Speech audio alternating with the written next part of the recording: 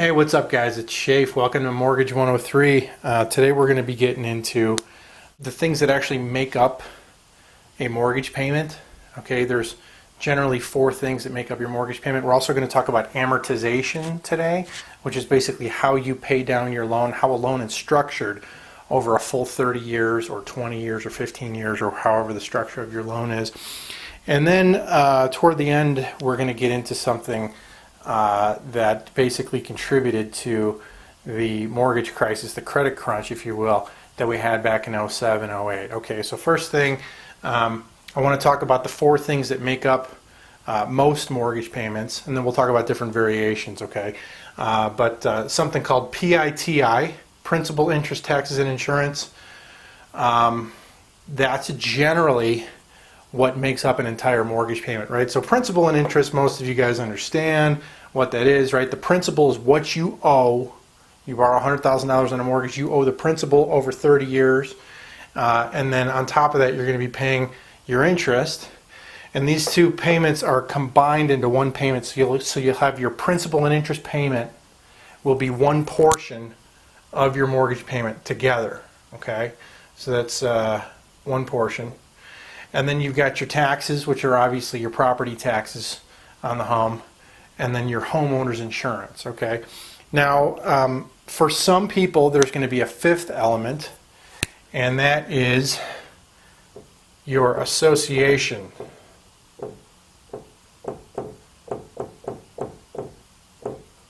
Okay, so sometimes you'll hear PITI, sometimes you'll hear PITIA.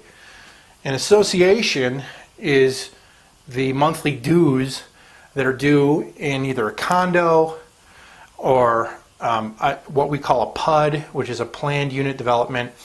A lot of homes in Arizona are PUDs. A lot of homes in California are PUDs. A PUD is basically a regular home. Usually it's a regular single-family freestanding dwelling that has an association dues because you live in a homeowners association. So almost all mortgages will have the PITI. Many of them will have the association on top of that. Also a condo and something called a co-op if you live out east. There's a lot of New York co-ops. We're not going to get into that today, but that's something else I want to mention. So you got your principal and interest that's combined into one payment, and then you'll have taxes, insurance, and oh, excuse me, I almost said an association. Just your taxes and insurance will also be combined into a separate payment called your escrow. Right? Now I'm sure anybody with a mortgage probably already understands this, so this is a little bit boring, but it is going to help us understand things that I'm going to go into here in a couple minutes. So you've got basically two different payments here: your principal and interest payment, your taxes and insurance payment. So you'll see that often on your mortgage bill, right? You'll see the P&I payment, and here, let me write P&I here. That'll probably help you. Okay, and you'll see your escrow payment. Anybody with a mortgage should already know this stuff, but now I'm going to get into some stuff that some people with a mortgage won't understand, okay? And that's called amortization. Now, amortization is a pretty complicated concept for people who have never heard of it before. But the best way that I can describe amortization is to draw a graph for you guys, okay? So we've got this box here, okay? And let's just say we're on a 30-year loan, okay? 30-year term, okay? So here's your first payment down here, and you pay it for 360 payments, and then here's where you pay off the loan, okay? We're assuming in this example that you're not paying anything extra toward your mortgage payment, okay? And that you stay on the loan for an entire 30 years, okay? Neither one of those situations usually ever happens. Either people pay extra, or they refinance the loan somewhere along the line, or they move out, right? They leave before they pay the loan off. But let's just assume that you buy the house, you stay in it for 30 years, you never refinance, and you pay it off in exactly 30 years so you don't make any extra payments. Now this is just regarding the principal and interest payment, okay? This has nothing to do with taxes and insurance. What I'm doing right now is I'm drawing a line that goes down like this. And here's one half of your payment, and here's the other half of your payment. Okay? We're going to call this half I, and we're going to call this half P. P and I payment, right? The P stands for what? Principal. The I obviously stands for interest. Now, as I said, this is a 30-year span, this entire thing. So what's going to happen is you're going to slice this box up into 360 separate slices, right? You're going to make 360 payments. Okay? And as you can see, as time goes on, your payment never changes, right? This payment, let's just say this payment is $1,000. If I have room to write 1,000 here, right? This payment is $1,000. No matter how you slice it, all along the way, from the first month all the way to the 360th month, that payment never changes. It's $1,000. However, the portion of your payment that is interest starts off really, really high. So you might have, say, $920 interest and just $80 principal. And then by the time you get to your last payment over here, it'll be totally flip-flopped, right? You'll have $80 going towards interest and $920 going towards principal. So if you've ever heard of the term front-loaded interest, this is exactly what this is, okay? Now, this is why banks win, okay? Now, when people first learn about this, they're usually pretty upset, okay? First-time homeowners, they'll be getting their bills coming in every month, right? And they'll be all excited, right? I just paid my first mortgage payment and I knocked down my principal. Maybe, I know it's principal and interest, but maybe I knocked down my mortgage, I don't know, $500? No. You knock down your mortgage $80. And then the next month you might knock it down $83, right? And as time goes on, you'll knock your principal, the chunks off your principal will get bigger and bigger and bigger. So there's a point somewhere along the line. It's not exactly halfway because this line is actually not a perfect diagonal. It's actually, if I was to be more accurate, it would be more like this, and then it kind of slopes down if you want a more accurate line. Most 30-year mortgages, about 22 years into it is when half your payment is going towards principal and the other half towards interest. Now, call it unfair, call it evil, call it whatever you want. The bank gets their interest up front, right? So this is something that you have to take into consideration when you refinance, right? So you've gone, 9 years on the same mortgage, and you want to refinance. Now the payment's lower when you refinance, but remember, you're going back to that front-loaded interest all over again. Okay? Now, I'm actually for refinancing as long as it makes sense, right?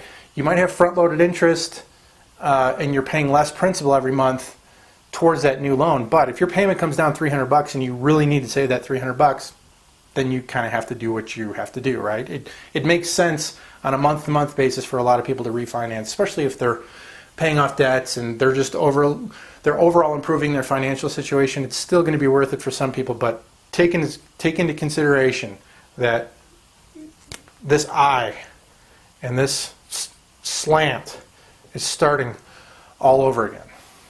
Okay, so now we've talked about amortization. Now let's talk about something that a lot of people who are not in the mortgage industry, and actually some people who are in the mortgage industry nowadays, don't know a lot about, and that's called negative amortization. Anybody who's been in the mortgage industry for, I don't know, more than 5 years has definitely heard of something called a neg-am loan. Okay, that's just short for negative amortization. And what it basically means is exactly what you think. As opposed to your loan amortizing and actually getting paid off in this process, your loan is negatively amortizing. So if amortizing is paying off your loan, negative amortization means that as time goes on, you actually owe more on your mortgage. All right? How does that happen? How can that possibly happen? Well, I'm still asking that question. It should have never happened. It should have never been a loan, in my opinion. But this isn't really the place for opinion. Let's just talk about what it is. Okay? Excuse me while I get my makeshift eraser here. What negative amortization is basically you're going to have a situation. I don't even know if they have these loans anymore. If they do, I'm not underwriting any of them. But it's helpful to understand the way that these neg-am loans used to work because it helps you understand how we got in such a deep hole. Let's go back to my original example where you had a P&I payment of $1,000. Okay. Now today, a P&I payment at today's interest rates would probably be around, the mortgage would probably be close to $200,000. Now, bear in mind, you got to throw taxes and insurance on top of that, so your payment's going to be a lot more than $1,000, your total payment. But let's say that you're a up-and-coming college graduate who gets out of school and you're making $30,000 a year, maybe $35,000, whatever. And you look at this $1,000 payment and you say, whoa, adding taxes and insurance on top of that, that's really expensive. I can only afford half that, right? So I can only afford $500. But I really, really want this $200,000 house. Well, in a sensible world, in a sensible economy, in a sensible mortgage industry, a loan officer would look at your situation and they would say, well, you've got champagne tastes and a beer budget. You can't afford it, right? I know you want this $200,000 house. Let's not look at this house. Let's look at a $100,000 house or maybe a $125,000 house if you want to stretch it, right? Well, the problem is that back in the day, 03, 04, 05, 06, these people with this $500 budget were being told, you can get into that $200,000 house. And here's how we're going to do it. We're going to give you an introductory payment of $500. Okay? But eventually, you're going to have to pay this $1,000. Okay? Not only are you going to have to pay $1,000 eventually, but because you've owed us $1,000 a month, but have only been paying $500, you're actually going to have to pay more than $1,000 later on to make that up, right? So every single month, you go into arrears. Okay? So you owe $1,000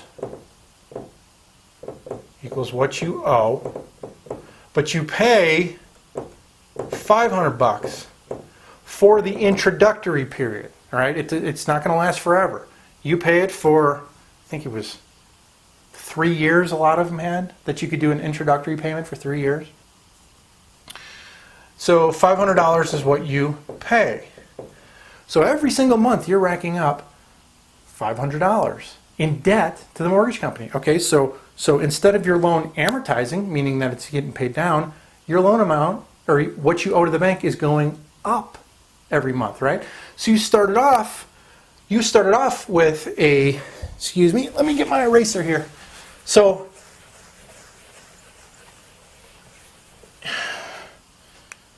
you start off with a $200,000 balance, right? Because let's just say that you borrowed 100%, okay? Let's just say that you didn't have any money down. You started off with a $200,000 mortgage, but you went into arrears $500 every single month.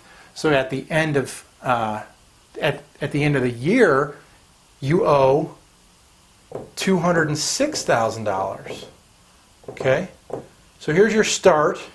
Here's your year one, and then year two, you're going to owe what? $212, right? So